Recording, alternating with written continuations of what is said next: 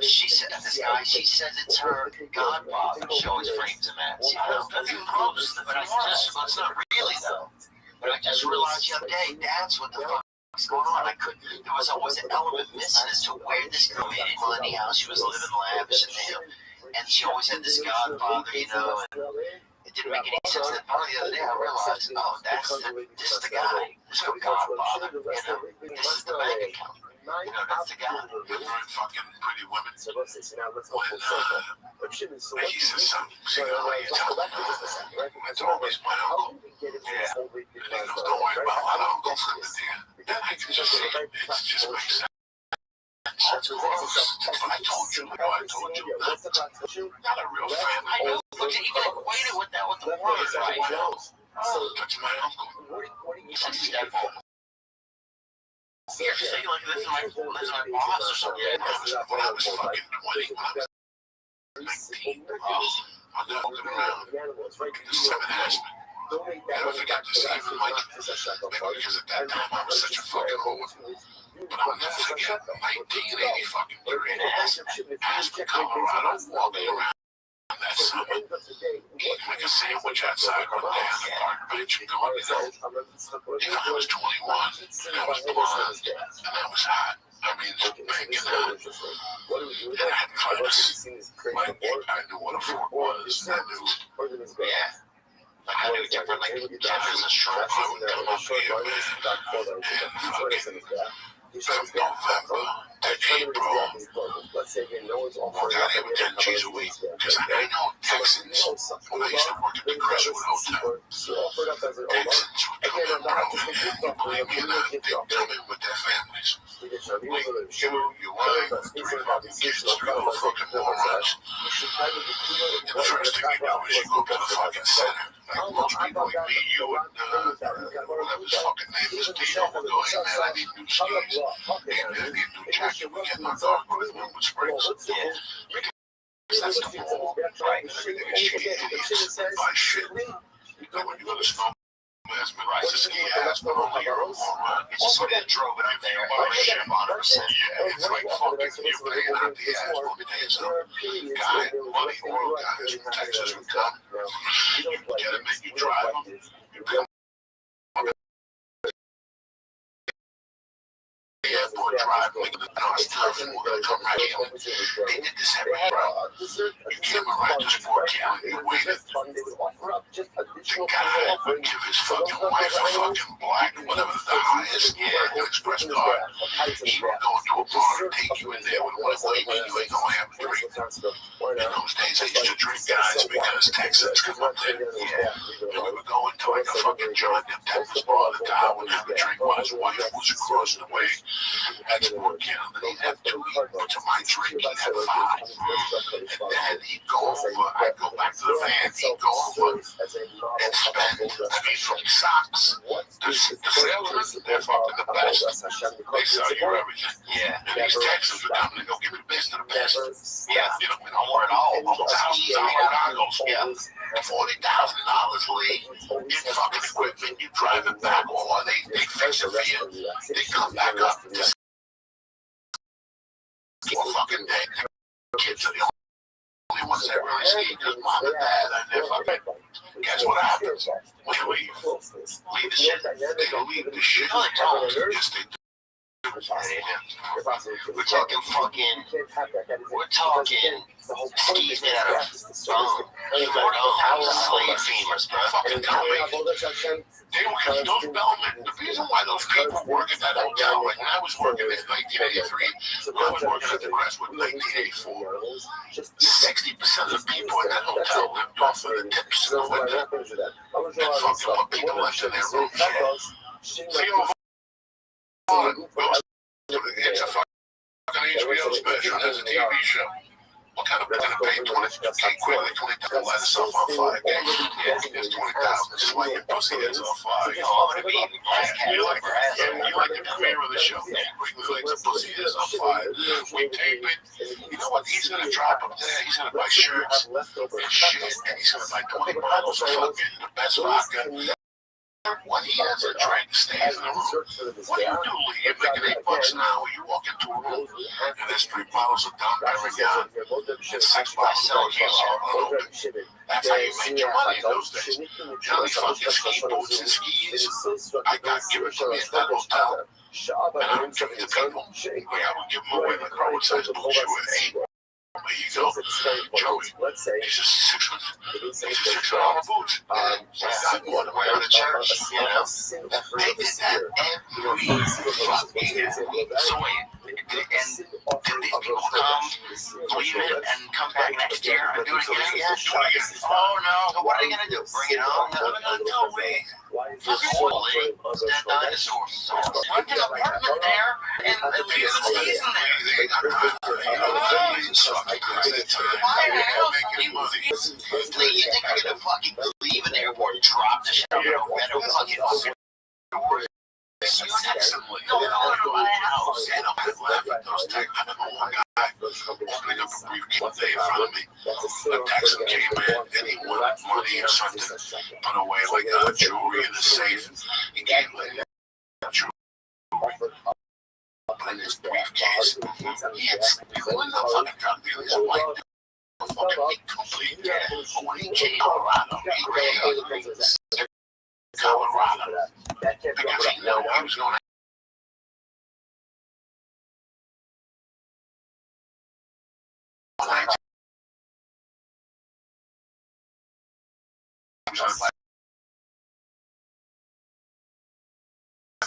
That's a hot sauce.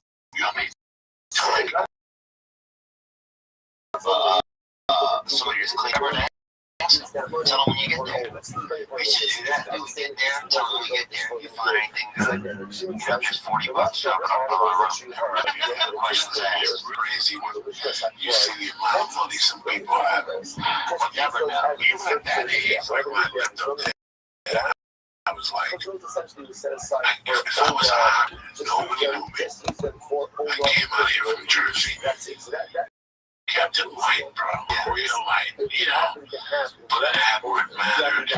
Chill, lived down Valley. Got myself an Uber Valley. Some soft signal where the fucking bully me. Piece of the urge make believe in a bodyguard dropped you off. Yeah. And then, bro, as a young girl, if you're getting a nickel a fucking nut job, and you're getting 2 nut jobs a night, 3 nights a week, you do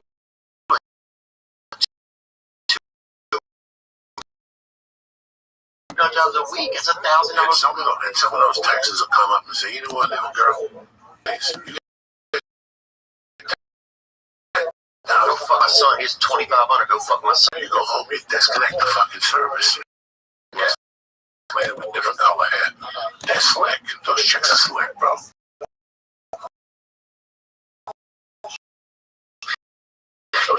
And they're masters, because after a while, they're just work, they're employed, they're just business women. They learn how to become a man. Like last night, there was a shooting at a club, little fucking town. We used to do comedy here in California. I mean, it was insult nobody. Yeah. But it's true, those little fucking R&B towns where they have that one club deluxe, and the neighborhood drug dealers VIP, and when he comes in, crazy. And they don't know that this guy's a scab off of fucking society's ass. He's not even nobody. You know what I'm saying? Like, at least if he was the real kingpin, he didn't do his or yeah, he's just upset and shit.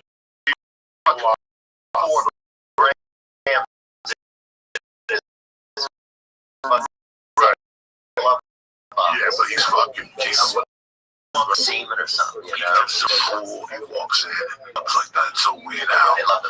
You know, when you walk into like a strip club, you know the girls that are. Yo, can you hear me, Ito? They brought in like this. He does good fuck yourself. Brought into it. And then there's certain girls that are fucking professional. But there's a girl that when you see her walk in there, she usually strolls in there. She's got a clipboard. She works you. She'll let you fucking stick 4 fingers up her knuckle on the asshole. But I'll tell you what. You don't leave there with your pocket sucked out. You don't leave there, you go, man, she was hot. But I did what? For how much? What am I, a fucking idiot? That means I got a talent, Jack. That's a talent. I don't have a talent. I can't the same shit, man. We're doing with our emotions, though. And I did the same shit as a criminal.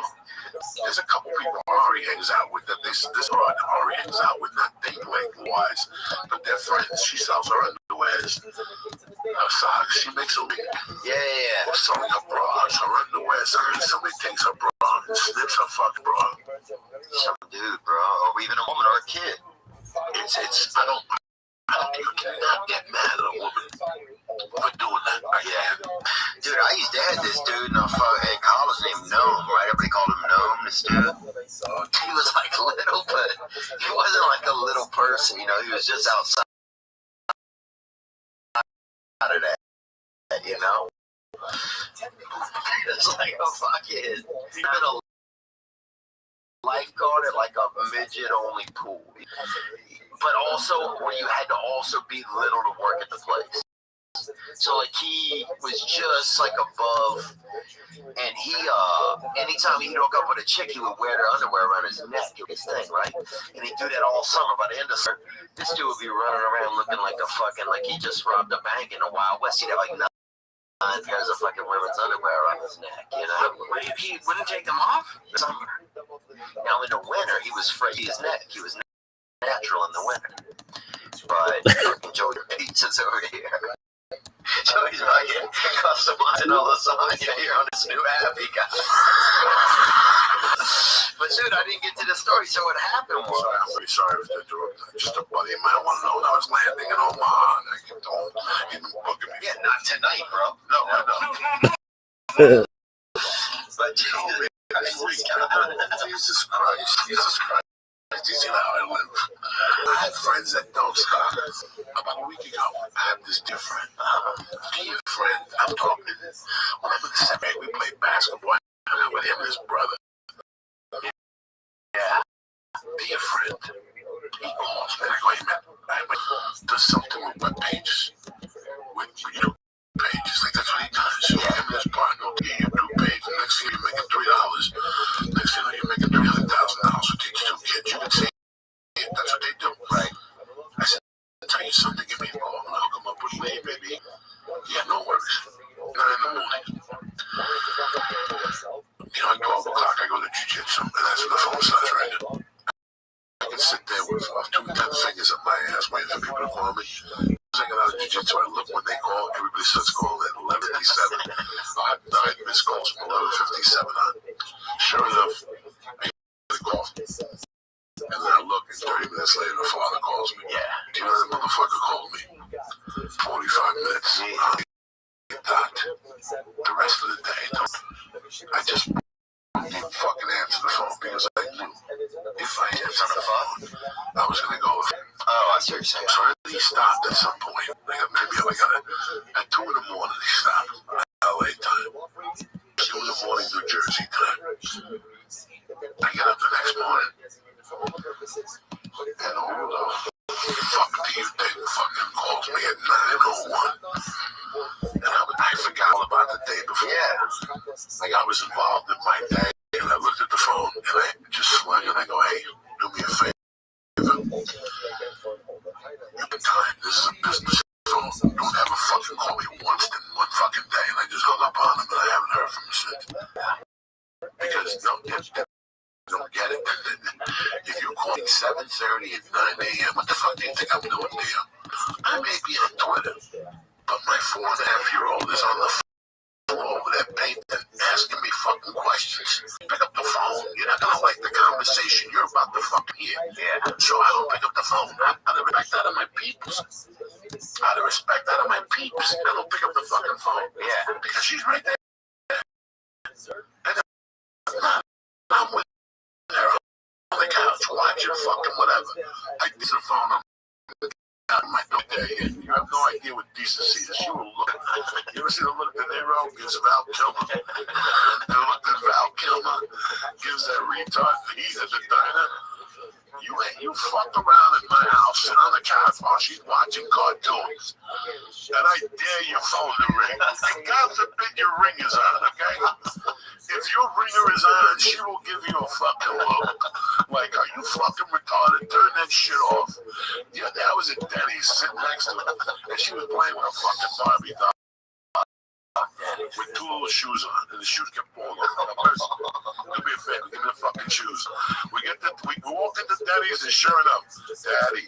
a shoe fell.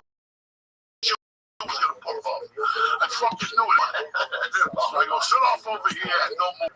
So I go outside, there's the shoe in the middle of the fucking driveway. A car drove over it. Poor Barbie's shoe's all fucked up. Now I gotta bring it in and sell it to her. I gotta put it back on the foot. The shoe was so fucked up, Barbie was limping. So we're sitting there minding our own business, and who walks in out of all the seats? Now the doors, they got me waiting there because my wife went back to the fucking car to the house because she forgot to tell CeeLo. I would, if CeeLo walked, if I at that fucking Denny's, I saw. Oh, what's his name in there? I don't think so. You when we saw. Was it got the pipe? Oh, Tim, I goes there all the time.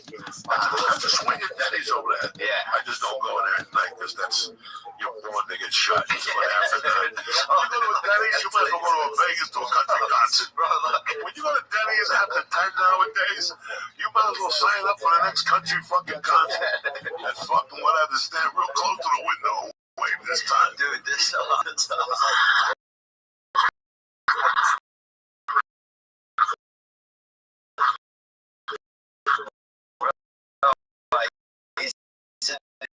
This bit about Denny's, how much I hated Denny's, right? I would say, dude, some comments, he goes, man, he puts a link to a YouTube clip. He goes, man, my dad actually got shot. Somebody walked him and shot everybody in the place. One star. He goes, but I still love this bit.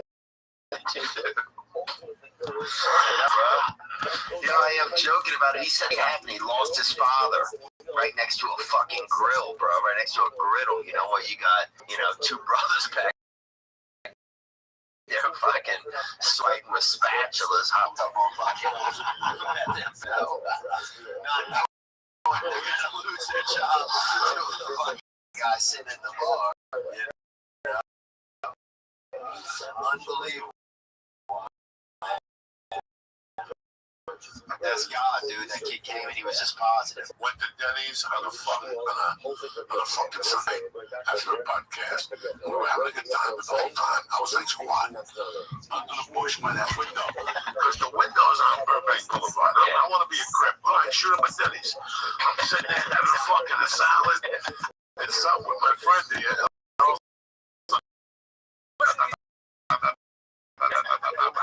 And Becky's sitting counterclockwise with a 10-planet fucking with a chef hat on. Oh my gosh.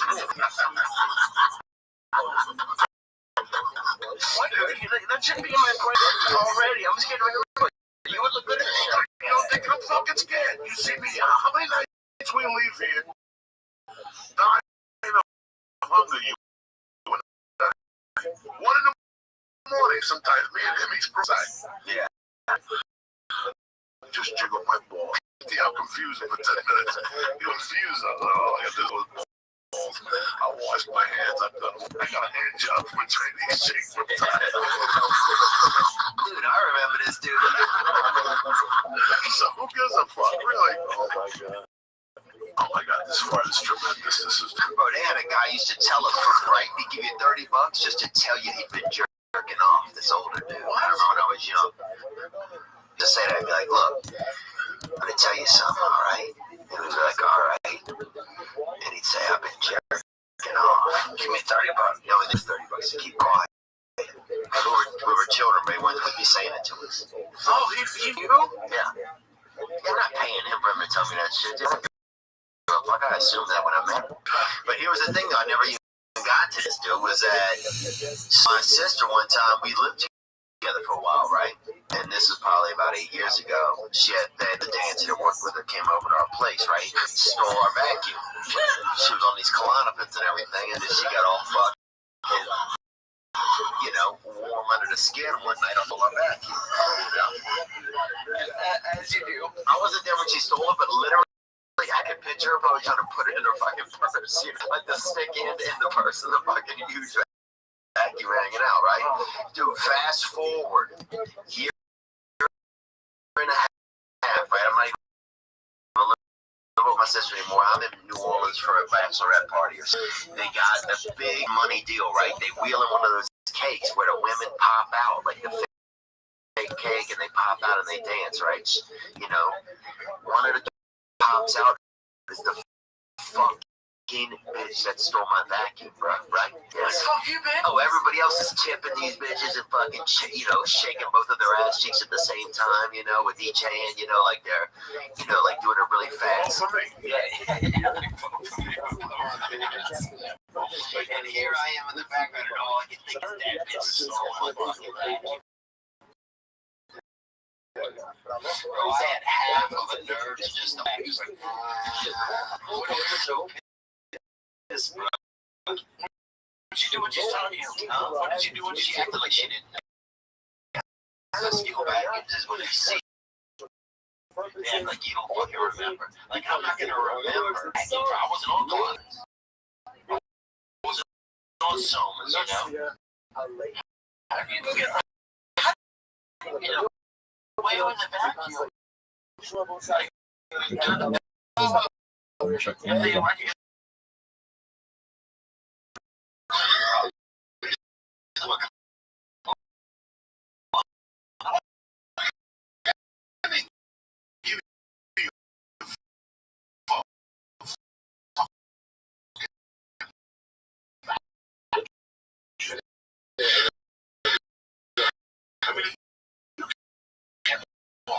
Small 15. What if it goes kaput? After they go down, my mom gonna take it out of your mom. You gotta be a technician. You gotta unplug it, or the vacuum will suck your fingers in. So, what kind of fucking got a great fucking cute? My mom could take the thing. We had a Kirby. When I was a kid, they had like these vacuums you could buy. Yeah. My mom was such a fucking spink. She was such a pump in the round. She bought a vacuum. Like, let's say a vacuum in those days, like a top vacuum cost $14.95, like in the set. Well, mind you, was 73. Once we moved back to the Kirby vacuum too. Kick on the Kirby vacuum. One is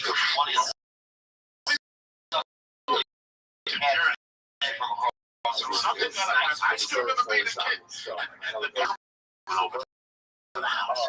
And my mom and her girlfriend, how much? Oh, no. What did I get?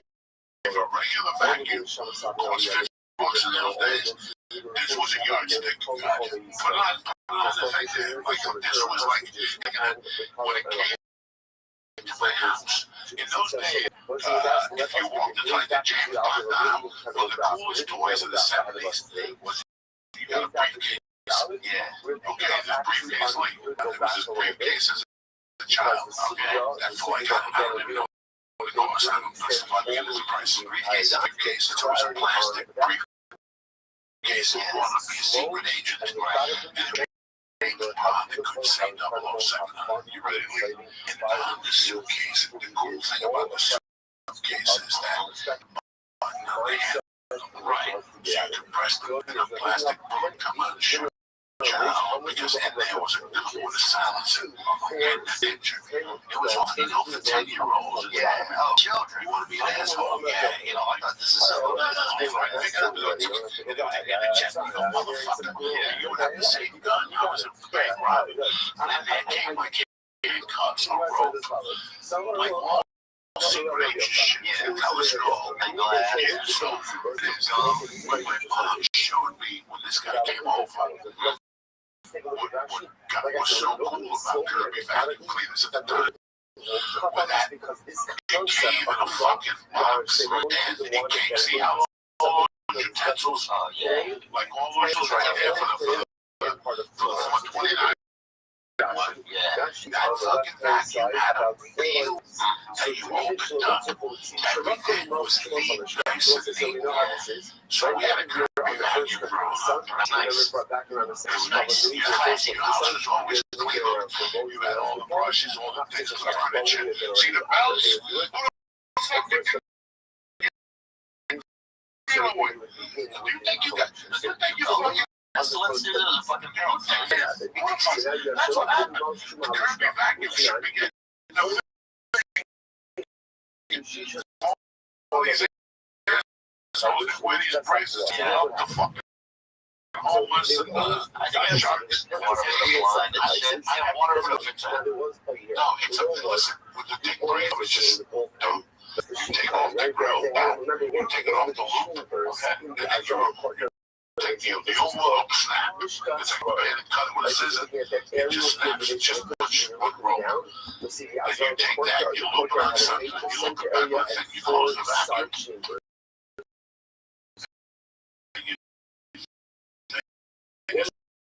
So I can't believe that they still never tell you about Derby vacuum is because fucking shit. That's the background. I remember that appliances used to just be so vacuum you could ride on the fucking. As you were a little kid, you could sit on every mom was pushing to ride, or like it was like a piece of fucking metal. I love vacuums. To this day, I vacuum it down. I love There's something soothing about it. something about vacuum. I don't like what it's doing. Like my wife, she's part of the fucking technology world. So we got a vacuum. Take it by itself. No, I think it's a piece of shit. the fucking vacuum's got 1,000 things I'm scared to fucking touch it. And she's got to run clean because the cat's everywhere. So we gotta have a fucking rug cleaner. Bro, help her clean the rugs. Just people street. Just us walking around with sneakers. Can you imagine? Your house is filthy. It's filthy. If you don't mop it without hot water every week, you don't lay down on shit. We try to sell so much stuff. It's not us. It's not us. It's when we walk to our cars. And then we step on. You walk in and out of your house every day. Like the other day, you have a wall that you turn on the fucking, your finger always hits like that. There's always your fingers. Even though you wash your hands, Piece of emotion. not like that on walls. What's the matter? That's cool. I don't see a light fixture. Think about a light fixture. Think about everybody saying muffin pieces of little pieces of girls. Seam, definitely seam. If you want fucking seam all over their house, bro. I worked in restaurants, so they make you go through like training for that stuff. Yeah. I remember somewhere, and you get a soda lid. I never grabbed the one on top. I always go in. I never grabbed the first straw. Like, I hate straws. I hate places that have just loose straws. I don't know what's plastic around them. I won't go there. So I take one of the paper old school. You should fill that paper. Yeah, I don't like that. I remember I was talking about this earlier. The can, like when the Halloween, Get on the weekend. we didn't have You get on one weekend. It's for us. Dude, we had, they didn't even have the individually wrapped candies. I remember this one house we went to, and their grandfather had died. His grandfather died on Halloween and left him out on a porch for the night, bro. How fucking awesome is that, right? Knowing that he's dead anyway, right? But sometimes these houses would have, and people think even the decoration or something, people not even just scared of resting. But this is when he died. That's when he left the earth. There's a time when you would get, for this one house, the candy was all choked in the bowl. Like, they weren't all individual candies. You know what I'm saying? I remember going over mints in there, and they would all, and one person would just get the whole fucking rock of mint, you know? So you're running around with like 300 mints under one chunk. You know? She came home with some candy with it too. She came home with some, I'll tell you something.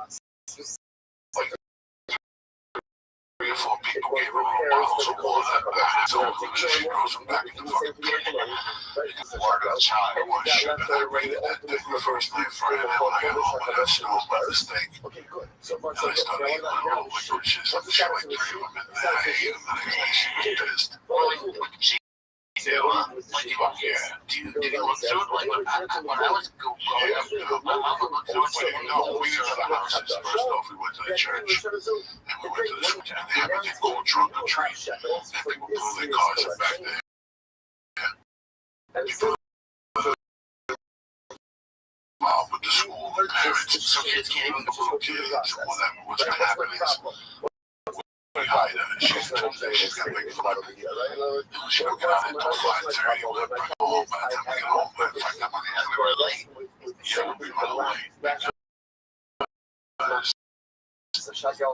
fucking bring her home for wants to pick kids up. She's last year she scored the Lamy Daddy pie. We had to run that out now last year. Because she just took over the fucking kids. Like, she was like, what the fuck are you doing? Can't be able to get Get the fuck out of here. Last night she told my wife, treat at the church. My wife said, I'm trying to lounge. Like, what the next let's go home. But yeah, they got they used to have I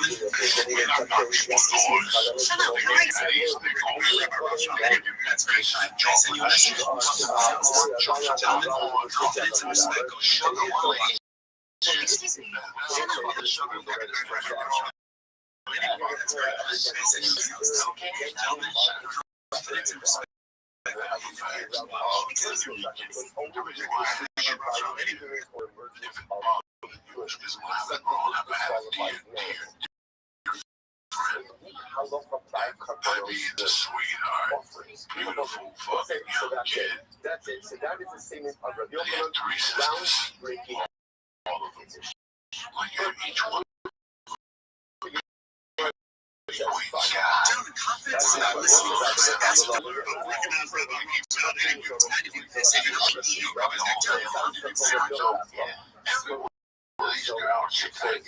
The second oldest one went to dance, but this was the thing. She danced too much. Like, but the police was out. Like, you know, you'd be at the fucking liquor store and wait for somebody to buy you booze. And somebody would come up to you, oh, you guys doing it? Let's go down there. Dance. And Tina was just fucking so unfeeling. My heart fucking stopped. And then next time I heard that he had that by a fucking hair and shit. Yeah, that was. I mean, look, I don't think I was stoked about it, for sure. Right, we're jumping up and down. But look, I know the childhood that we had, you know, and I know I got very little connection, like, with any, I didn't have any guidance or connection, so I know she got even less than that. You know, the youngest kid in our family, so, and I didn't feel like I knew her well enough or had enough, you know, emotional connection with her to, she wasn't gonna listen to me, you know. So, and what am I gonna, you know, like, so all I could do was just be supportive, you know, tell her to make sure she wore a seatbelt when she drove, make sure she was, you know, walking with people in and out of these clubs. And also, my sister was a smart, she wasn't a fucking putz, you know, she was a smart girl, she still is a smart girl. I wonder what you can make as a fucking. She bought a house, I mean, she bought a beautiful house out in Arizona, like, That's a proof of the pudding. Because if you're fucking smart, and then they get to be fucking. Like when I lived in Seattle, my girlfriend was a fucking half a stripper. She had the money. I mean, she's as dumb as a box of rocks. She's a millionaire today. She had to marry a kid who was 80. He died. The whole fucking deal. fucking nice guy, Nice guy. You know, but let me tell you. Man, not to admit, 95 to 97, that girl supported me. She was making it right. And I couldn't help her. No, how did you make this extra 200 for this? It's not my fucking business. You know, it's not my fucking business, but I went all out. People make jokes about strippers and food and me. I got the utmost respect for them because it's a deep game. Well, look, I mean, It's a deep fucking game, dog. half of a, what is a minotaur or a centaur? What's one that have an animal for the half lower body? Legs on thighs on thighs. Yeah, I mean, it's real. Look like a centaur, you know? But she still, she was, I swear to God, she had the strongest fucking, she had thighs for cash. She had thighs up top and then also double, you know, like just built like a damn fucking, you know, like a small squatch, just like fucking short fucking legs, you know? All stomach, hardly any legs. But I'll tell you this, dude.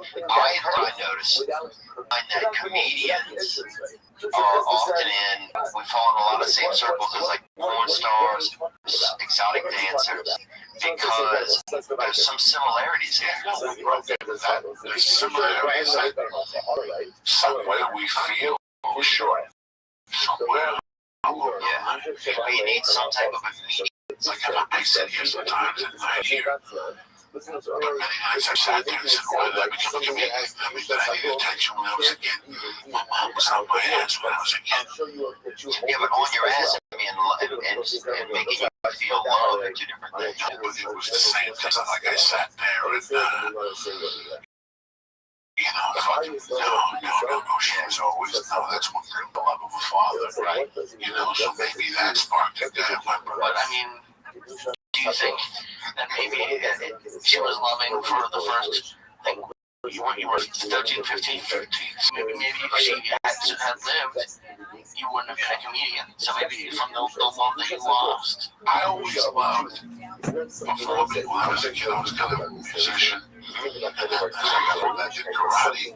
But my specialty was the forms. And I was really good at doing forms and putting together stupid moves and shit. And then there, stand-up comedy,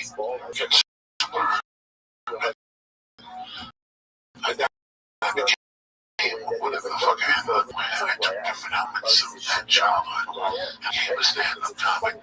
Do I drive a fancy car? Do I fucking jump up and down and jiggle for love at this point in my life? You know me a long time, bro. I got my own views. I live my own fucking life. I don't give a fuck about what, directors and producers think. Before you came here, you're a fucking man. And you gotta leave here a fucking man. If you become what they want you to become, those are the fucking people that should have came here. That never should have been here. Yeah, those stories I told I was on stage. I told the guy to go fuck himself on the set of this fucking Highline commercial. Like I shot this Arby's. What is it again? Are you sure what we're saying? No, what's it again? Hardee's. Well, I love Hardee's, bro. So they put us at the Hardee's. I know, called Julius so many years ago, bro. I shot 3 national commercials, 3 weeks in a row.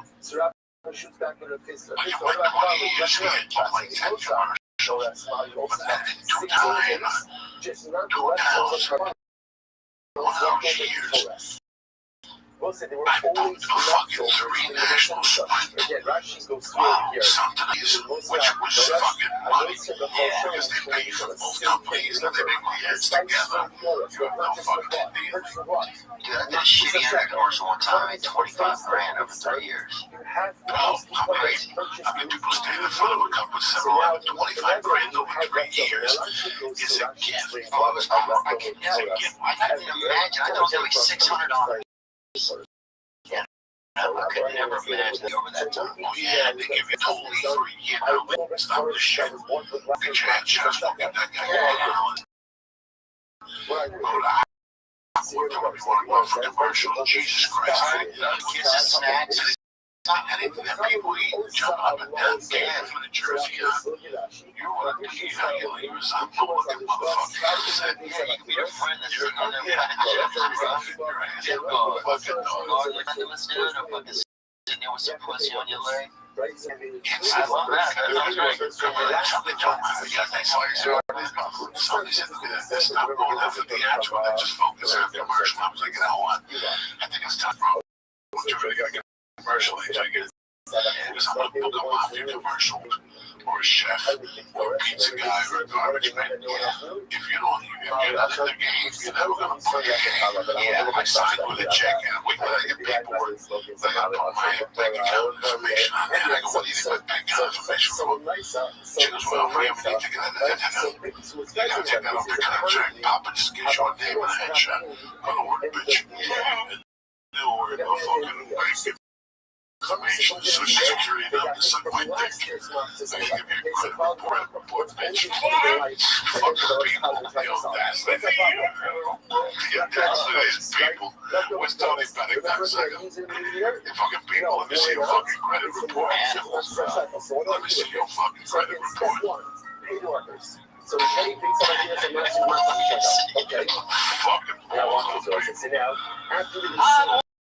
Wanna be around.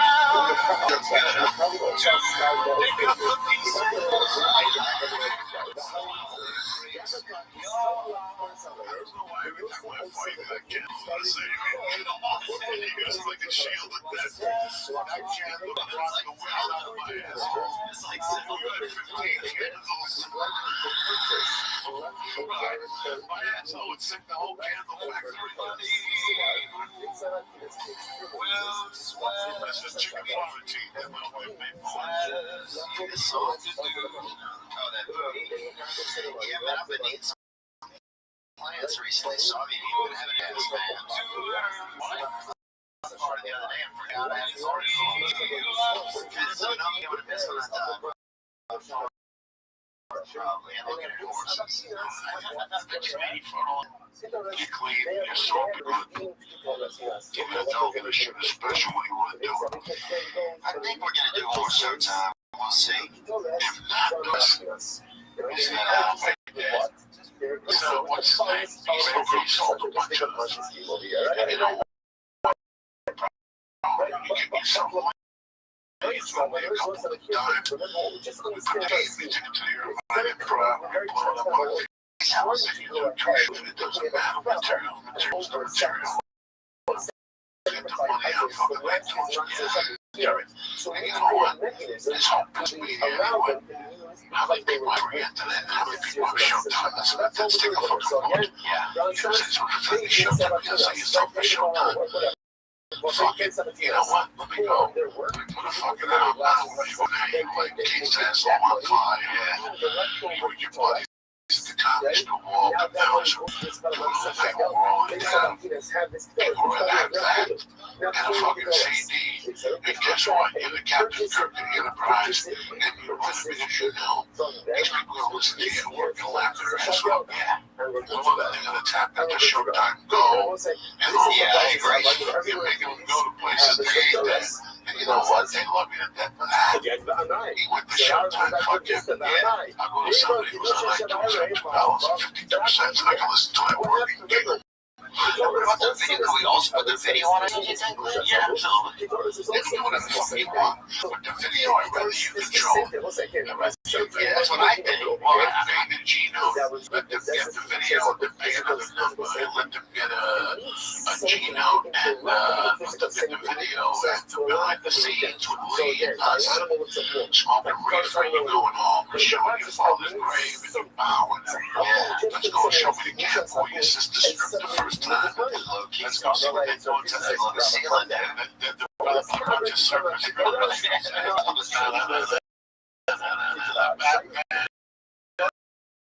See my pics. Like my pussy, like my titties, man.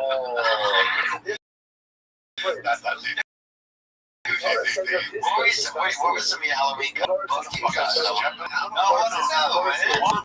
Was probably Batman. A Boy Scout couldn't even be next to me because in those days you were flammable as fuck. When I was a kid, people used to light on fire. I was no fucking reason, bro. You go to school on a Tuesday, the next day they come out with bandages and a jar full of Vaseline and no eyebrows. What I say you? Letting people on fire? No. Just a wild night, dude. Listen, if a car was driving, okay? People don't fund anything about Oh, because they did by those suits. They were made by some.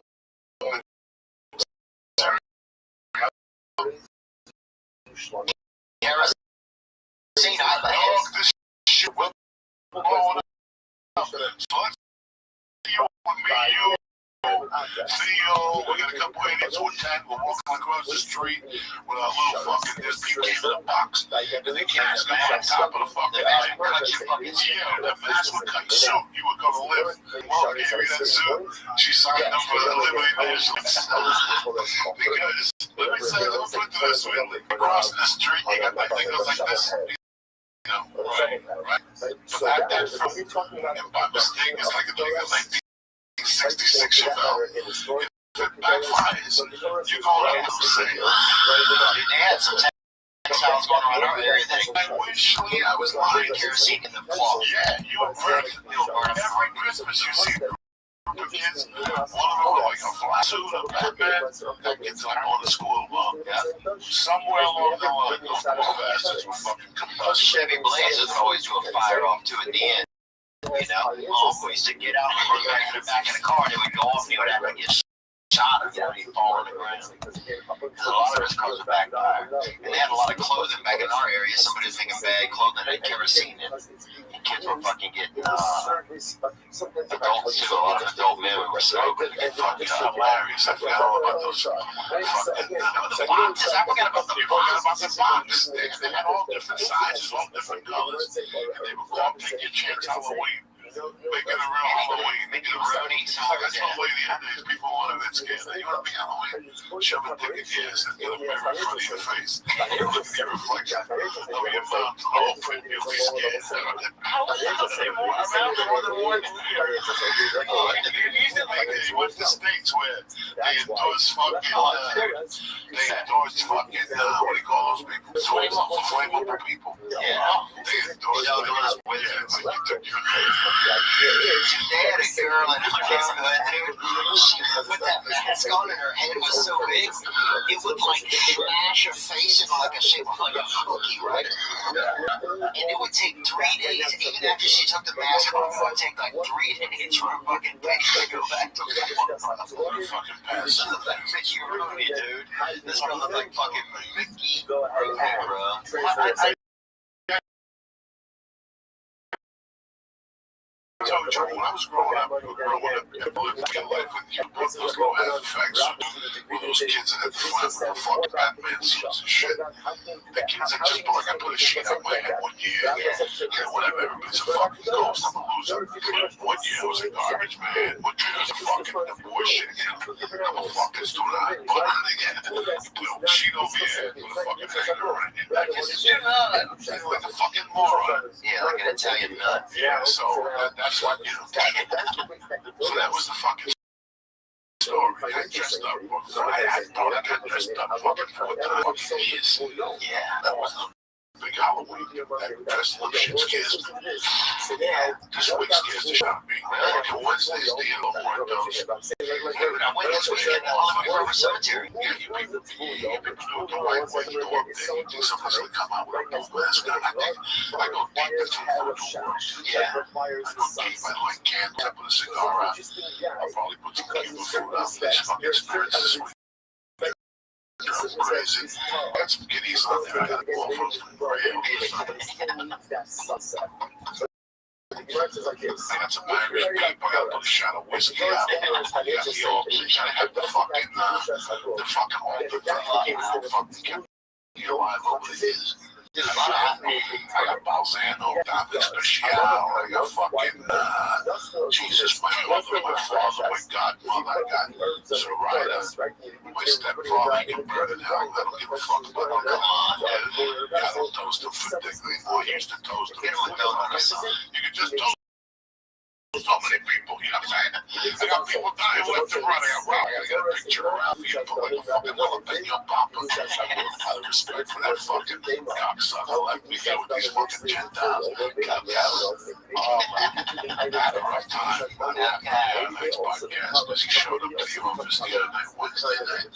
Yeah, so you heard him. We heard the one go up.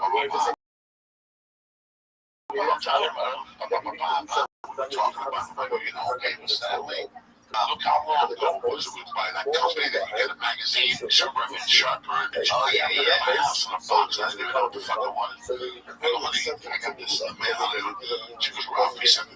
It's an iPod charger. I still got the, I'm so old school, I still got that iPod. I brought that here because the speakers are sensational. And right as we're talking about it, you felt like a little breeze. And all of a sudden, I could feel, I could just remember that we was just there 3 fucking weeks ago. 4 weeks ago, sitting there. And the fucking Mexican fruit guy came in, and Ralphie always would go, pick a papaya. For years, Ralphie's been saying that shit when I was playing that. First of all, everything he said is exactly how I went down. But also, we're here every night. That sound is never here. Wow. It's always we came by and say goodbye. That's reality. Yes. They stick around, but they just don't go into fucking the next language. They want to see your friends all the time and touch you. And listen, Brian, a friend, Jimmy Burke, touches Peter. I can get the call from you on that. Things like comes what's happening, I can tell in his voice he was done. He had fought with the wrestle with cancer over years. I forget getting the call that Sunday saying he died Sunday morning and fucking he was saying goodbye, man. We're talking about Bob's handle died. I missed his call. When I called him back, he was dead. Wow. Understand the interesting part about that. A day later, the ringing calls, he goes, yeah, your phone. Just called him. You must have just gone through that and died of a heart attack. They call you to say goodbye. And when he says goodbye, believe it or not, they don't say goodbye in their own way. And if you talk to people who've had somebody die recently, in 30 days, they give you a signal before they leave just to let you know that they got you back. It's the weirdest thing about life. Yeah, I believe that, man. They'll give you, I know it sounds crazy, I'm talking about flat earth or whatever, I'm talking about the spiritual world. I was raised in it, so I get it. I believe that my dad opened up a lot of doors for me and closed a lot of doors. I was there a lot of nights, man, when I had a lot of choices to run. And I always made the right choice, and then I wouldn't be in this fucking chair. Something makes you make the right choice. Something, everything in life sometimes, you ever watch that voice, the movie The Shining? Yeah. The Shining, when Scatman Brothers talks to a little boy and he explains to him that everybody hears that voice. That card's called, you don't remember that? I don't remember that part. I gotta go watch it again. I only seen it one time because that's saying the show. The Shining, Scatman talks to a little boy. And you'll see your feet. Johnny, so when you went back traveling the place, you're gonna be one of the next fucking top fucking comics in this country, and I tell you this is your older brother, and I got no jealousy, I push you off. You stay on the right track till you age, then push you out from always in TV. Yeah, stop fucking around. If you wanna be a host, go somewhere, go to Germany, and host Nazi videos and make real money. I appreciate it, man. You always show support of your local agents. You're doing your little acting resume. Yeah. You're gonna stay on the road. At night, so you might as well take a gamble, paycheck from the acting. You know what am I doing this, Uncle Joey? Because they might like you, and they might use you 6 times this winter. It's not a lot of money, but now you build the credibility. And next year, we see things of you for this new fireman show. They're looking for a handsome guy from the south, and bang, there you go, all jets and like that. So now when you shoot 10 episodes, you're gonna get rich. Not really, but you got comedy, you're building, you get your podcast, you got Twitter, you're very funny, you know what comes at you. Yeah. I know you're on the road. I hear people fucking walking on Thursday nights. I see you at the store, you put it on the top, you ever saw this digital? Yeah, No, you didn't. We don't tell you go find watch the scary shit. Is there a CDO? Yeah, it is. It's with his haircut. So I will say this is fascinating. You are one of those guys that perhaps Torres is not subject to. Right? Why is Torres not subject to? Because it never changes form. So I will say, think about it. When does it apply? Then I can have a case of sacrificial. Listen, what happens if you overnight? What happens? My grandmother and I had old conversations entirely without ever not powers. Only applies to things She called me shiny. After a long time, I thought it was just the two of us that had the shine nose. Like you brother, don't you know wood? But they are the folks. The woman, they don't know it, but don't lead it. That's why people should trust him. No, he knows what the fuck he's saying, because nobody talks about you like that.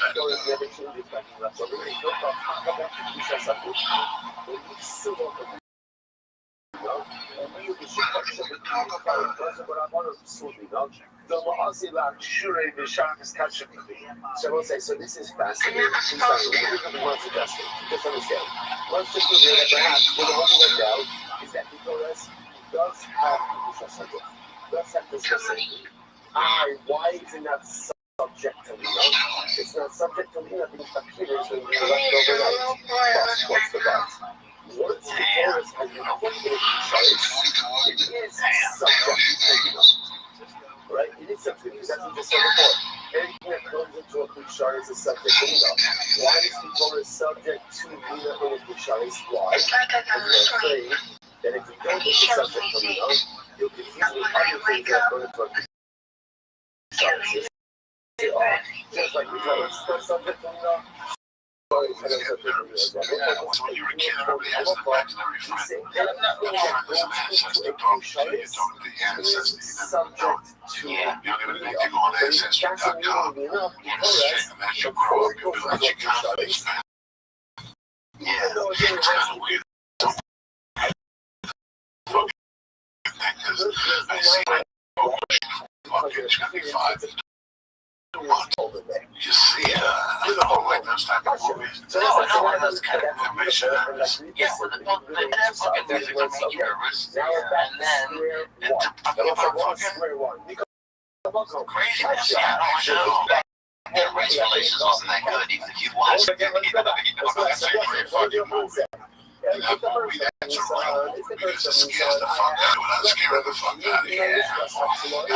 That's a real director right there. That's a film that you don't watch generations of films scare you without scaring you. He doesn't fuck with you until the end. Who's it wrote that? I think Columbus created Stephen King. He's the best. Stephen King is the writer. Fuck, you know what I'm saying? That's something. You're one of those crazy motherfuckers. You know what I'm saying? We're gonna be New Year's Eve. He knew it, man. You're still open. I got one set. Yeah, I got one. November 16th, 18th. It's a fucking thing. You have to fly international. I don't know yet. Fucking look, I think you have to fly international connected. Yeah, that's why if you have to get a rental car, I don't know. I might just get one in. I got family down there, so yeah, I don't like dresses when I don't know where the fuck I'm going. yeah, it's probably about a 3-hour drive. I guess I'm more than big. I don't understand where did that say I fucking Lexington at the airport. I like Lexington. That club's great, right? It's got the light in the ceiling over there. That club is great. The fucking town is beautiful. Yeah, it's a cool town. People think it's diverse, it's cool, it's hip. Yeah, my wife been thinking about a lot of things. That's a lot. There's just some horses out there. I like the fucking sound, man. I still want to raise my daughter in some place where it's fucking Good, man. I think Rocky was on at Nashville. Nashville's beautiful. I know the Ralph was definitely up to something. $100 to get you a beautiful place. And you're in and out of there. For a night now, is out there that comes and dope bubblers, one of them's naked. One of them sticks a finger in your ass, wipes your ass, you got a belly. You have a belly back. When somebody comes in with a mask on, just wet face like a soldier. Have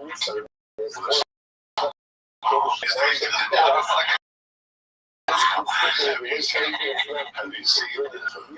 The YouTube video. We put it up for you to just think and think like this.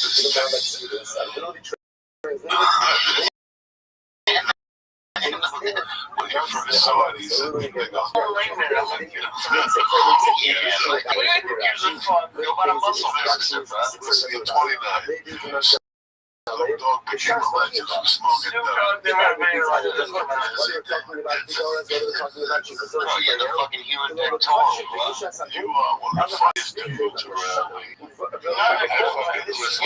You're an angel. I picked you from the fucking choir because I knew it. I looked at you, I knew you shy, the whole fucking deal. And I knew you just needed somebody to push you over the cliff. You're changing growing up. You was shy, right? And my buddy, my brother, Matt, oh my, having a hard time holding the pieces together. Dennis Hyde, my little brother and nephew, Bob Lingus, Nicky Campus Life, Mickey Chaps, Jose Alex, Nicky, Chris Bojack, and Kaylee. You know I love you motherfuckers. Don't forget about Omaha, Thursday, Friday, Saturday. And don't forget I told you this one. Don't forget 4 shows. Friday the 10th and Saturday the 11th. Don't fuck around. Anyway, you got any dates to promote, my brother? I'm dropping on these people. It's the church. Got it, baby. I want to see you, baby boy. Let's do this. Fest, baby, at November 16th through the 19th at Santa Blanca, Huntsville, Alabama. There you go. Right there. Support this. Let them know you're part of the church. Don't dose with these family. Maybe the AA book, give it to them. Guy on the line, the Eagles, what up? And then you're in. And I'm in Calgary December 1st, and I got my podcast this past weekend that you can check out. When you're done checking out Joey. For you comics that are struggling with any addiction, think about this young man. He took over, he banged the fucking stripper in a cab. He changed his life. He went to a friend, they went together, and look at me. 18 months, he looked fun. A lot of people think if I stop getting drunk, my friends will like me at the open mic. They get new fucking friends. Yeah. You know what I'm saying? This is it right here. And in the major leagues, if you're in a hard time, just think of this fucking savage. There's a handsome guy. If I look like him, I do every night. Oh, man. 1 April, every hour, 10 to 12. Drop it off in the fucking mail slot. You know what I'm saying? Hold on to the door. That'll make me that type of party. What else, dog? Anything else? Man, I just love you. I love you. I appreciate you. I got a scoop too. Look at this fucking girl. Look at this. Look at this Sunny Molly. We got plenty of answers. He just panicked. That's like panicking.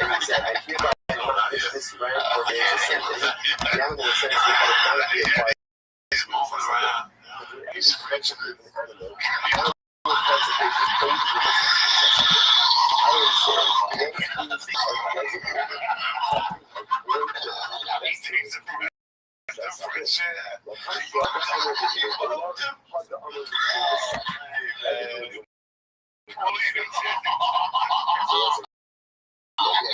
Everything is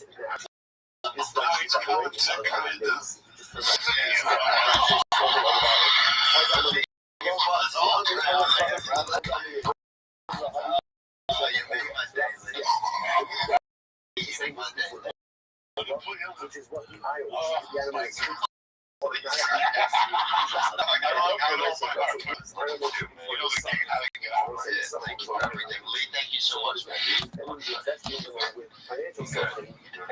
You know, I love you, motherfucker. Hold on.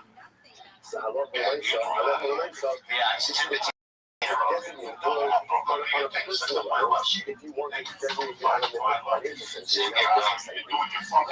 Look, I appreciate the support. If you ever need anything from me, I'm here.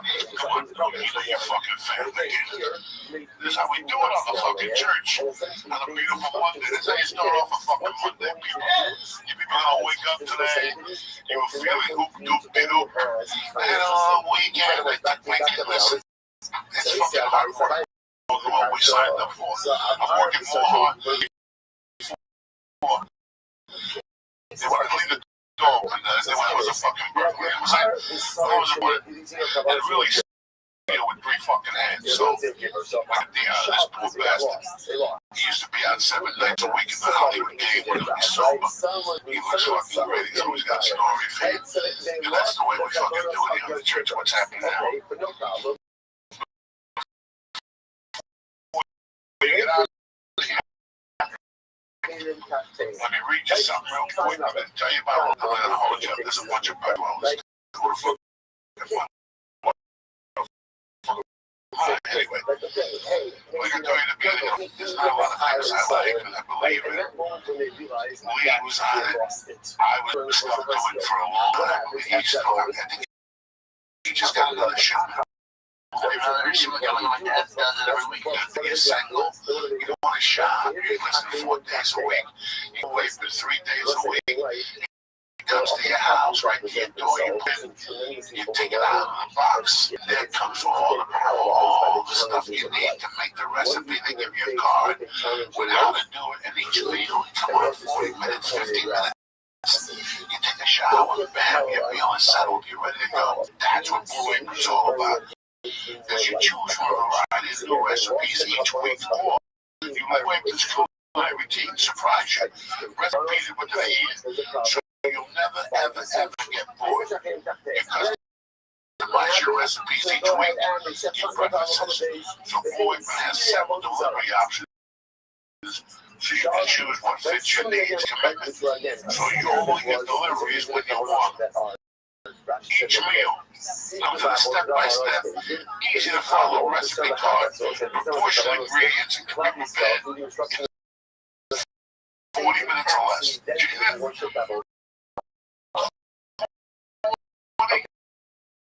minutes or less. Blue Apron's fresh discovery that every ingredient in your delivery arrives ready to cook. Sweet pepper chicken with bok choy, you know, this is your opportunity. You ready for this one? Black bean and cheese cream. You know how to make that good though? Shrimp and pesto fettuccine with spinach. There's a 30 and a customer's favorite. Seared chicken, dipped farm vegetables, with butter, pan sauce. There you see. I'm not gonna have for dinner. Blue Apron. Here's what I'm gonna do for you with sandwiches. What do you think? I want to go Joey, because I'm from the other side. No, because I'm looking at today.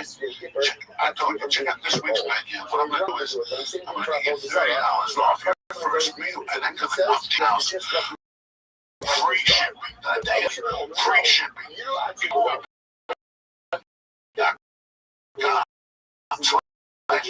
Check out the menu. You're gonna love those. They're gonna love to create meals with Blue Apron right now. You want to save money? BlueApron.com/. It's a better way to cook. BlueApron.com. Joe, I'm living like a doctor over here. Listen. Thanksgiving's coming. You've been single for a long time. You got a nice job. You got a little bit of credit. When your father 2000, you wait for him to punch a ticket anyway. You want to look good. You want to feel comfortable. That's why you gotta have me on these. Me on these.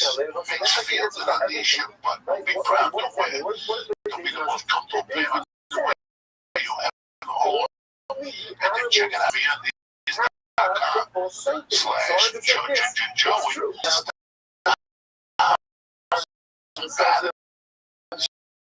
From camouflages to the polka dots, choose from both men and women. These will have the perfect fit for you. Now, you follow me? The MeUndies feeling is unmatched. Now, for a limited time only. Check out MeUndies first ever glow in the dark glow in the dark print, Joey. Let me get it. Glow in the dark print. Lights out. Why not update your underwear glow at the same time? Glow in the dark underwear, dark with the candle on. No, I'm talking about how MeUndies that old. And if underwear is your thing, MeUndies always in the world. Listen, like I told you a few years, I've been using MeUndies. Especially when I use jiu-jitsu, especially when I have short time. I want to gear myself so to correct the window. So what happens is you don't have no moisture down there. You don't smell like a really good. It draws away from everybody that everybody's at. Go to MeUndies. Give them a try. What I'm going to do for you is this. I'm going to get you 20% off the bestness of this underwear socks you'll ever own. Free shipping and 100% satisfaction. Your Uncle Joey. If That's MeUndies.com. 20% off the best and softest underwear and socks you'll ever own. Free shipping and 100% satisfaction guarantee. Go to MeUndies.com/Joey. Stay black. Thank you very much to my man Theo Vaughn, whether to a spot at the comedy store. Thank you very much for you, Savage. I'll be back Wednesday. I've made up my mind. But if I don't talk to you, half motherfuckers. And I want to thank my main man, the main Christ giver of life, my little brother, always showing up and dropping down. His Uncle Joey. That's that. I want to thank one time. I want to thank MeUndies. I want to thank you motherfuckers for listening. If crime pays, blast motherfucking. I love you guys. See you guys in Omaha, Nebraska. For the following week in Gotham.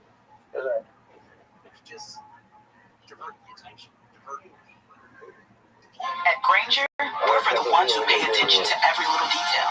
The ones who fuss, tinker, and sweat the small stuff. Because you know the tiniest thing can make the biggest difference when it comes to keeping business moving. We get it. We're the same way, offering access to product experts to help you quickly and easily find what you need. So whatever your industry, you know you're always getting professional-grade products. Call, click Granger.com, or just stop by. Granger, for the ones who get it done. My favorite time was when the power would go out. And we would all get around together, you know what I'm saying? When the power would be out at the house. That's what It's the families, brother. Welcome to Podcastville. The Church of What's Happening Now is brought to you by ZipRecruiter. Hiring every business needs great people, and the better way to find them is better than posting your job online and just praying for the right people to see it. ZipRecruiter knew there was a smarter way, so they built a platform that finds the right candidates for you. ZipRecruiter doesn't stop there. They even spotlight the strongest applications you receive, so you never miss a great match. Trust ZipRecruiter for their hiring needs. Right now, the church family can try ZipRecruiter for free. Free, gratis. Just go to ZipRecruiter.com/church, CHURCH. That's ZipRecruiter.com/church. ZipRecruiter, the smartest way to hire. Yo. And to my family, My man, you gotta be 18 to be in here. supplements out there. I came back yesterday, I was jacked up. How old are you? Deals from the flight high altitude. I took some new mood and an alpha brain, and I fucking took a nap. Tip-top my goop. I went over to the Chinese people and got a little massage, a $45 massage. I gave my little fucking acid I had in my muscles out. And I went home and I relaxed like a fucking savage. You know why? Because New Mood and Onnit made it happen. Go to Onnit.com right now and get 10% off for supplements. And tell them Uncle Joey sent you on the checkout. Press in church. Bam! CHURCH. And get 10% off your order delivered right to your house. Kick this motherfucking mule, Lee. Right? Oh, shit. What a better way to start a week than with fucking Theo Vaughn in the house, ladies and gentlemen. What do you think about that? Happy to be here on the church, man. Great to see you, man. Great to see you, my Great man. things always. And, you're on your way up. Following your footsteps, man. Not my footsteps. It's just what happens when you work hard. You're leaving these giant tracks out there, It's just man. the results of fucking sticking with it, you know. I went to Denver this week. Yeah. And last Wednesday, we were leaving Thursday morning. And I didn't even know about what I was going to walk in myself into, you know. Mm-hmm. I did an edible with Lee Wednesday afternoon, and I went to my daughter's ballet class. And while I was sitting there, I had like a nervous breakdown. I get water from my wife. My wife did that. I didn't tell nobody, you know. I was going home. I was going back to Colorado to where I got on stage for the first time. Oh, that club was the first time. I got on stage for the first time at the Denver Comedy Works. And that night, I got like the full attitude of what? And I had to read down and say, to the spot with Lee over at the fourth wall. Just to rant, you know, for 5 minutes, just because I was about to have a nervous fucking breakdown. I was going home. This is the place where I started. Like, people don't understand when you start in your home club, you're never going to get love there because they always remember you as you were. Yeah. So that people always have beefs with their home club. Oh, that's interesting. Like if you start in Dallas and the Dallas Improv, as you progress, they won't hire you. They'll hire you as a feature, and then they always remember you that way. So it's kind of weird to climb up a chain, and I was on my way on the chain at the Comedy Works. Yeah. I was doing spots, like 10-minute guest spots. Yeah. And there was this dude that worked there, and me and him were tight. Like, man, we were open micers together. Like, what are you doing? Like, I'm going to the Rusty now. I'll see you there. Sorry, Jimmy and Beta.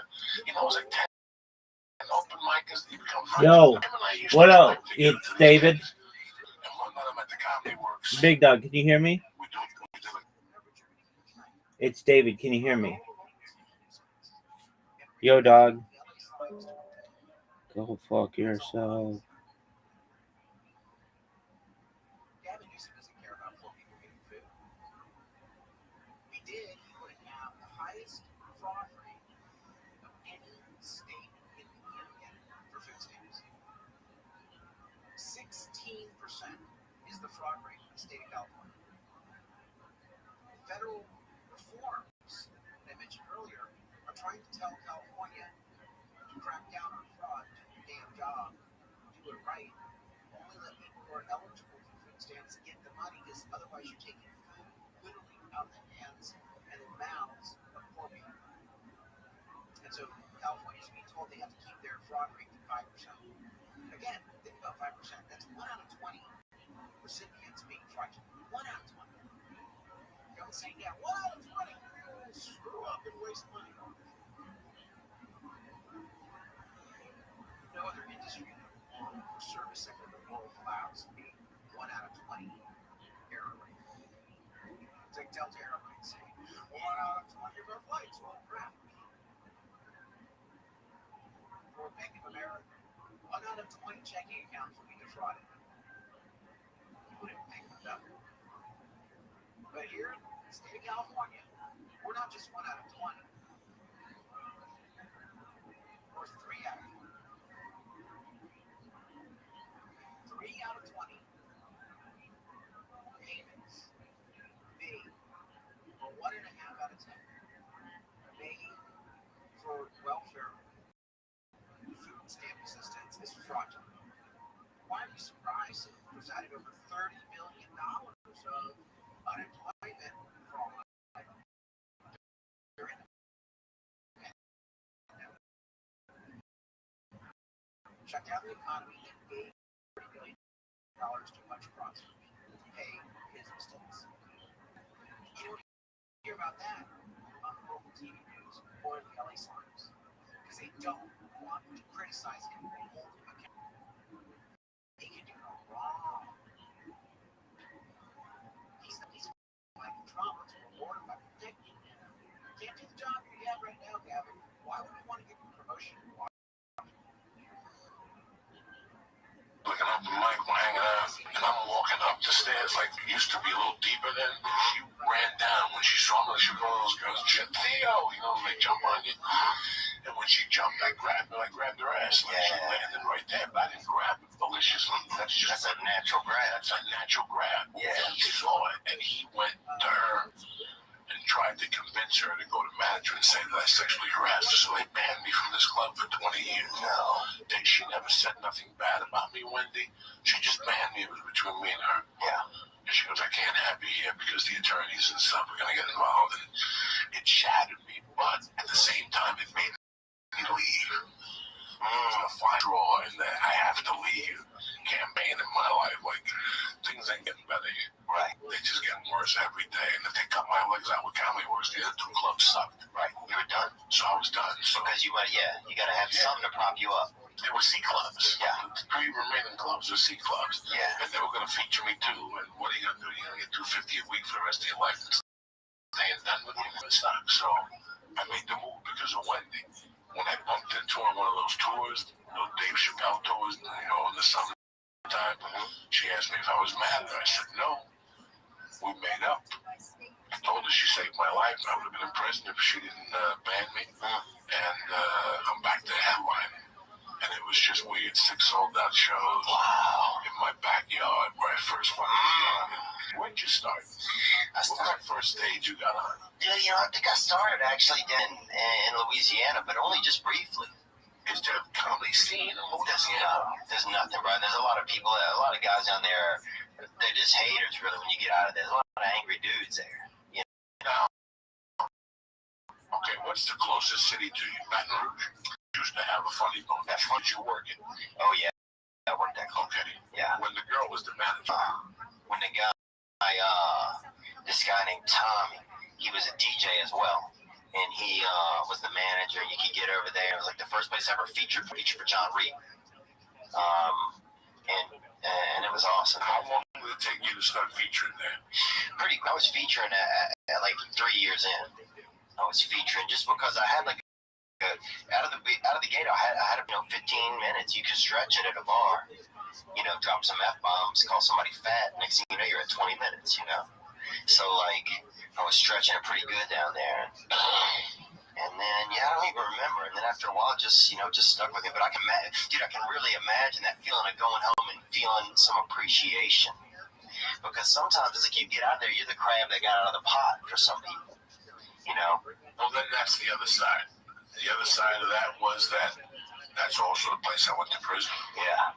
That's also the place where my daughter was born. That's also the place where I have my ex-wife. It's just a lot of mixture all going in. And then I get it, and I'm asking about the comics that I came up with. And one of them is around. They all got out of business. They all did this. And that gave me a different feeling. It gave me in a way that I stuck with it. Instead of quitting. Coming out of here, it was weird feeling, What did you feel like? Oh, they're gonna look. I think I'm special because I'm still doing it.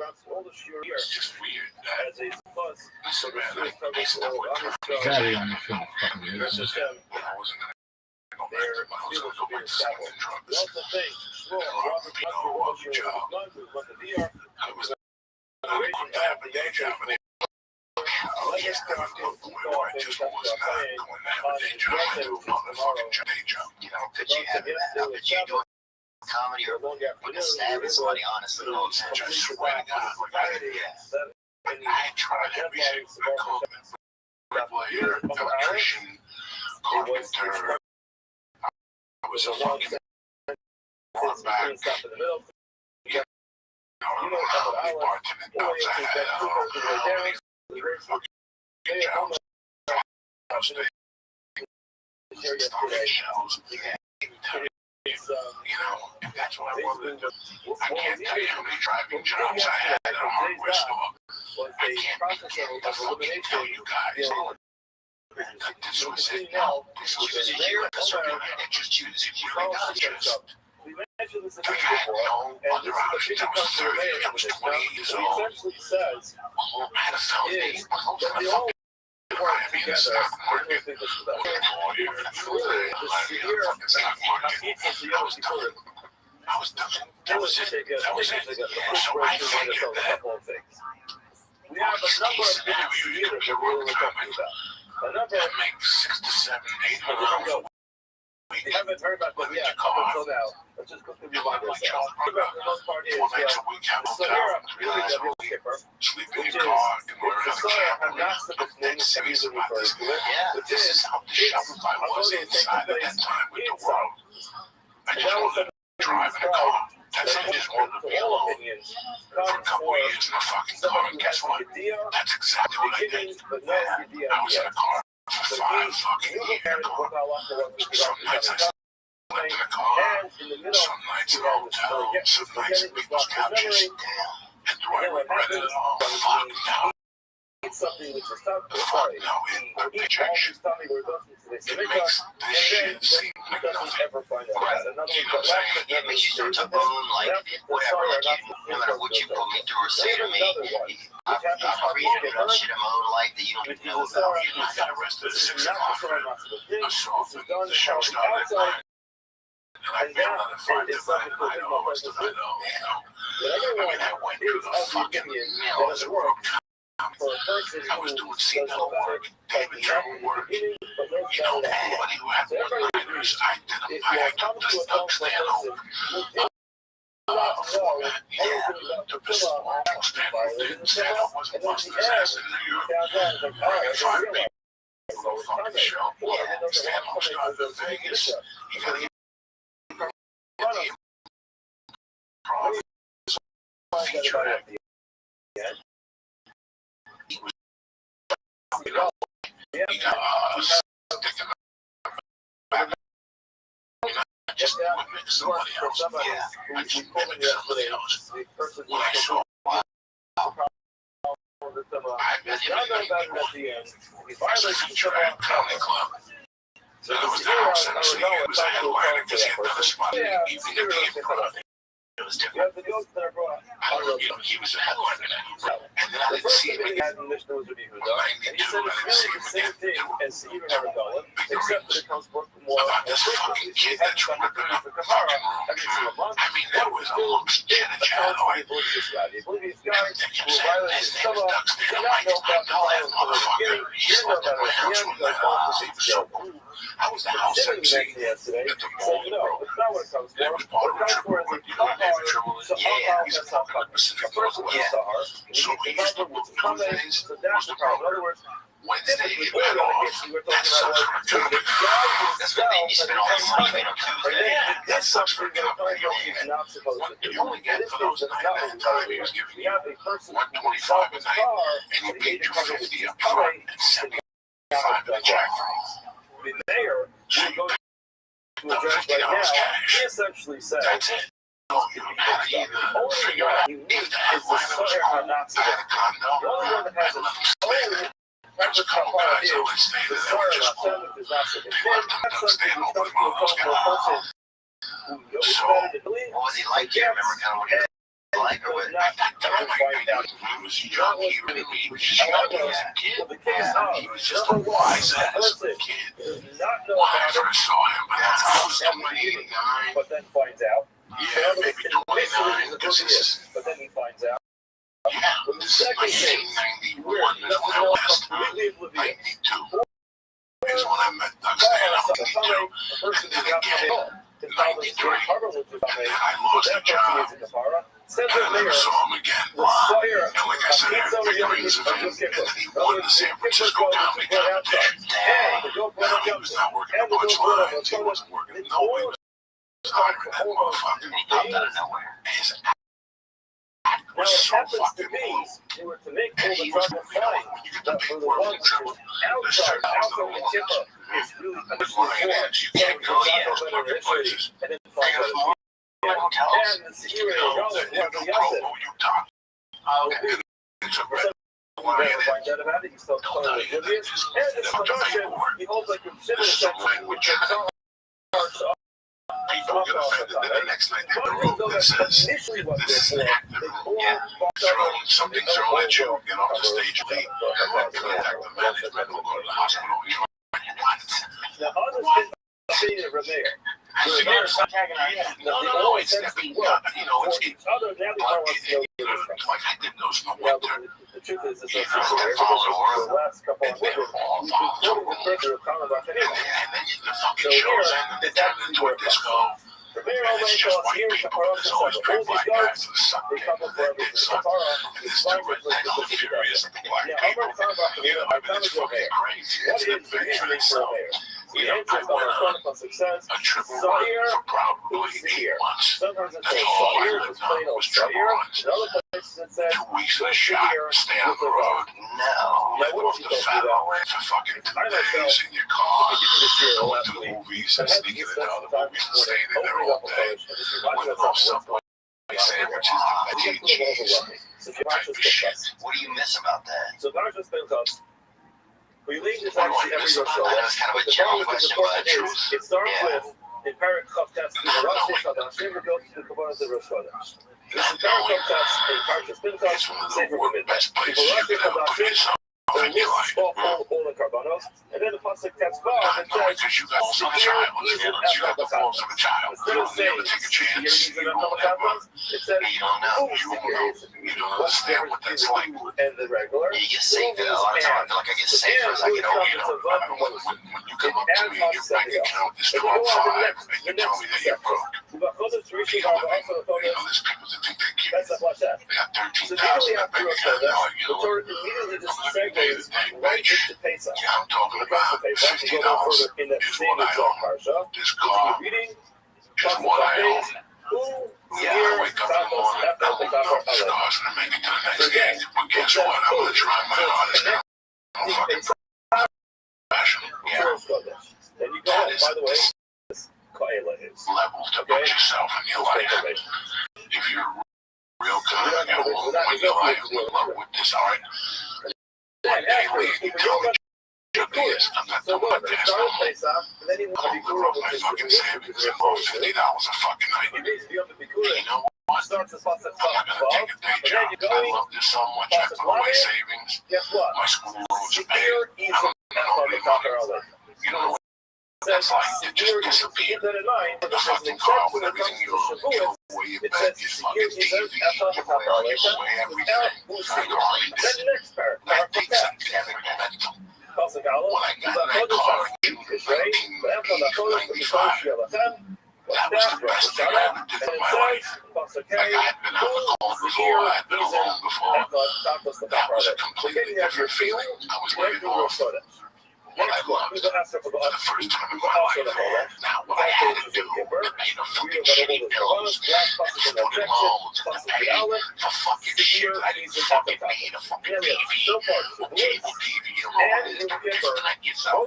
For people to have conversations about TV, you don't even fucking know. But you know what the best thing is about it? You don't give a fuck. You don't give a fuck because you're out there getting on stage every fucking night. You don't give a fuck. You gotta give a fuck. From 95 to 2002, I didn't watch fucking. I didn't even know what the fuck TV was. I didn't give a fuck about basketball. I didn't give a fuck about nothing. I gave a fuck about music. Yeah, because that's all I could do was listen to the TV going. There was a cassette deck. It's like having nobody in the back. To be in a hotel in Michigan where next door you hear people fucking and two doors down he was being there.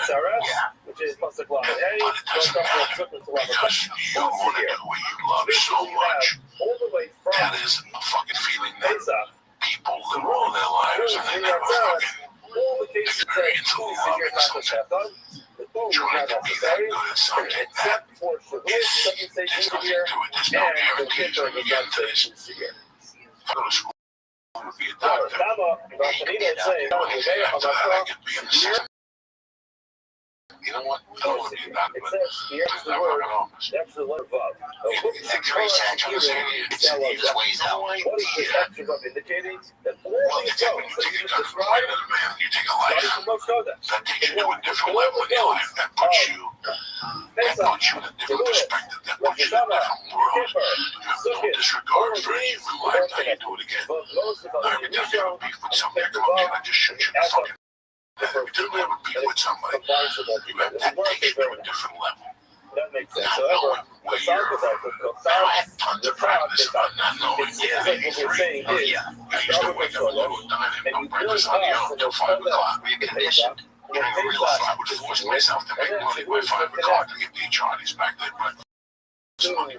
You know, $7 that I take a just to get the party started. And 20 seconds on the bar, get cocktails, see what's going on. Listen, I got watches, I got a bunch. White loops. Let's make something happen. Deal for the legs. I got loads of $4 and $3. You need bucks. That's for sure. I got 50. All right, deal. Give me 4. He wants 25 and 250. I just made 45 bucks. I just got breakfast. And then I can have 2 or 3 foot drinks. And I got a $20 sack of coke. I'm not going to do that. I'm going to buy loads and sell them. Tablet. Give me 50. Because my money, I'm going to flip the other ones and make $4 fucking dollars. You know what I'm saying? Yeah. Get me started. I knew. So you made 46 bucks. 26 bucks. information. When you wake up not knowing, yeah, thousands of them.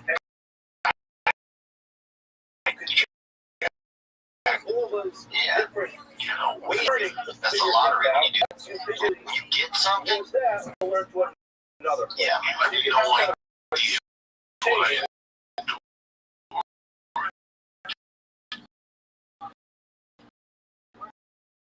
Information.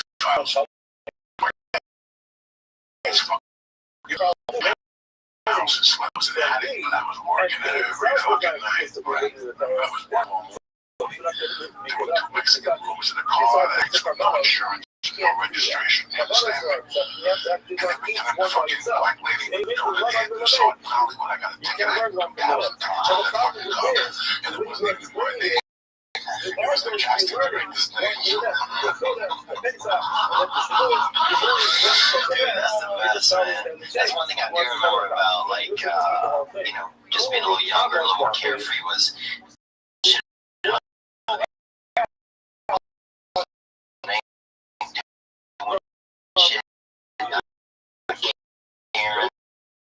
I don't give a fuck. I'm just like, off 10 days. Yeah. Fire alarm will come. Electrical circuitry. Oh, dude.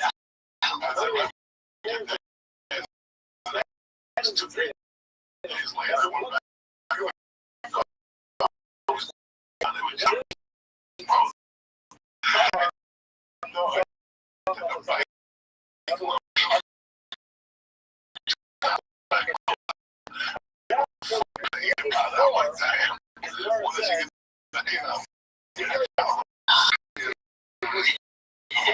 I went back. This guy named Andy. We couldn't be an adult. Fire to a house fire to get some. Yeah, see, now thinking you ran back in to get a little bit of this. Got fucked up pretty good. But yeah, man, I miss feeling like I had more time to just waste if I wanted to, or just, you know, just that freedom of being like, the next 5 years, anything can happen. Right now, if I didn't have mercy in my wife, we would give up the fucking immediately. We'd be on plane Wednesday night in the red eye. Playing Thursday, sleep all day, do 2 shows. Thursday, get on another plane. Do 2 shows Friday, get on another plane, do 2 shows Saturday, 3 times a fucking month. Yeah. And so we ain't even coming back on fucking Sunday. We're going to the city and hang out. Costa Rica. No, I want to go to fucking Costa Rica. What I'm saying is, I can see it. let's say play Andy for a few days. Fucking out West Palm, you know, Brooklyn, Tampa. Yeah. Stay in Miami. Eat What fucking child good is food. Get watching some this? sun on Wednesday. Daily up to 10. Yeah. You're out of town for 2 weeks. You know, to come home, we can do a podcast on the road. That would be a big deal right now. I would love to be able to do that. I wouldn't do anything. I mean, I wouldn't give up my family right for anything on the road. But if I didn't have mercy on my wife, I'd go on the road old school, just get down. 3 weeks a shot. 3 weeks, fucking stay out there. Leave your cover for 3 weeks. We're doing podcasts in Miami, Tampa, Atlanta, Georgia, or fucking DC. And then come home after 3 weeks, stay out, unless you have a audition or something. Ain't no reason I really come home. Yeah, they get it done. It really isn't. There really isn't. There It really really isn't a reason. I get up every time I get back. I'm like, what am I here for? Just clean clothes, you know? Just to see some friends, to go to the comedy store. Those are the things that keep me really, you know, enjoying the atmosphere, man. Yeah, I miss doing good drug. I miss doing LSD, man. LSD was always something I would do more of as a child, you know? Dude, I miss doing drugs when you were young, because you didn't know what they were doing. We didn't know a year and a half, a little over a year and a half. I feel good, you know, better. I feel a little bit more emotionally okay. My biggest thing was I wasn't addicted to drugs or alcohol, but I was addicted to feeling bad about myself. And when I would get to certain places in those feelings and use drugs, you know, I just ended up doing drugs by myself. Because by myself, I felt the only place I still felt comfortable, and I could do drugs, which made me feel good. So, antisocial issues like I have. yeah, it would just get bad. Yeah, and there wasn't anything good because I didn't have any, resources built up that made me feel okay. When you go to the comedy store, is there an anchor at the comedy store that suits you? Yeah, Adam Agate. Okay. There's always Adam as the booker. Yeah, Booker. But is there, like, when I see you, you get joy? Oh, yeah, I feel good when I see you. I need an anchor at the store. That's why I'm at the store sometimes during the week. You go down there and it's empty. And it's a great audience and stuff, but don't empty. Makes you feel, yeah. You feel like your anchors aren't there. That's when I get anxiety. The anchors aren't there. When I'm solo, when I'm no Ari, no Joe, no nobody. I know Ari Griffin, I love him. I know Neil Brennan, I love him to death. Right. But then I'm just like, I hang out with, I mean, I don't know Eric forever. I should get him on the podcast. I want to see him. I want to get him on the podcast, but it's funny how sometimes you go to the store, there's nobody there, and you go to Flappers, and I see young comics, and I get happy. Yeah, I think it's still like for 2 years or 3 years. Sometimes I go to improv, meant to be like I just created marijuana laws. In the late 90s, they created this with the play. They still do it. Marijuana was bumped into that guy. I hadn't seen him in 10 years.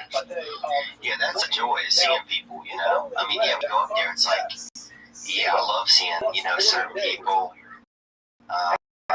Makes you feel good. Certain people I know I can talk. People I know are always around. Like Tripoli, I can always talk to Tripoli a little bit because he's always hot on a new conspiracy theory. Somebody's fucking kids for cheeseburgers or something out in Milwaukee or something. Something. There's always something wild. I saw Syed. I think where was it the other night? You just got nothing in comedy. Where was that at? The store. Maybe it was either the store, maybe Sam's Room. Yeah, that was exciting, man. That was crazy. That was awesome. That lifted my spirits up. Yeah, there's just sometimes you just get so excited to see. And I feel safe there. I feel safe at the store. There's some places I go, I still feel a little bit nervous. But the comedy store, I feel safe there. When I go to a new town, I feel that whenever I go anywhere, when the first night I was getting bad, Friday, Thursday, and Friday night at the fucking Comedy Works. Yeah. But once you get up there, the anxiety becomes. It must have felt good, bro, walking out on that stage, man. Well, it always feels good when you go on the stage, but it's so weird. That fear that you have before you go up, how lips, it's full of lips as soon as you touch them. It goes into the microphone. And you hear a flow and energy. And when you do stand-up comedy, that's what you see. Yeah. And when you go to yoga, they talk about energy and this and this and this, and feeling your body, and I feel big. Yeah. I feel I can't breathe, I can't carry myself, I'm kind of pound, that's what I feel. When I'm on stage, is the transformation of anxiety and fear into a little bit of anger, a little bit of rage, a little bit of funny. Yeah. That journey teaches you how to take that fear. I was once you stop it, you're scared no more, stay no more. That's the day you go in. I had a lot of anger for years. A lot of my on stage, it was anger. It was like, I want to shoot people. If there was something wrong, it was just anger that was separate in my life. It had nothing to do with the stage. And only recently, in the past couple of years, has it become more, I feel a responsibility. Like I have a gift a little bit from God to communicate. I don't know, this may be the facet that's always in comedy, I don't know. But that I have to use this gift to, help just somehow make it used to just be me. It was like I'm here to just show, just prove and do this. And maybe that was the thing that I needed to say to survive in this. But now I feel more comfortable knowing like, hey, I still get nervous for sure, especially I'm trying a new stage. My feet are touching a new stage for the first time. It's like a big deal.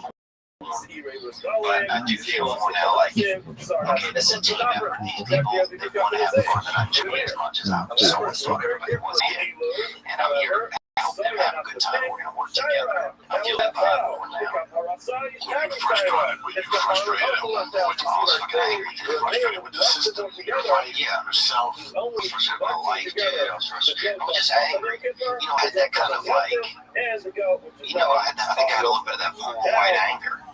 You know, the same time, just, you know, nobody gives a fuck about poor white people in America, it seems like, you know, except for poor white people. So, you know, I had a little bit of that angst. You know, I knew, dude, I'm so fucking crazy for poor white people. You know, the dude, no arms, they had a dude in our town, no arms, used to fucking fight everybody. You know, he'd get you in that little, he'd catch you with his, between his chin and his snack you like a snake. We were talking about this dude. He would just get you like that, bro. He would choke you down. No arms at all. He'd fight anybody, dude. And he would choke you. He would choke you. How would block? Oh, bro. He spin out of it. He spin, he ducked, he dodged. The dude had fuck. I mean, he just. Oh, he just lurch at you. Listen, remember these things? He was a. Oh, never got shot out.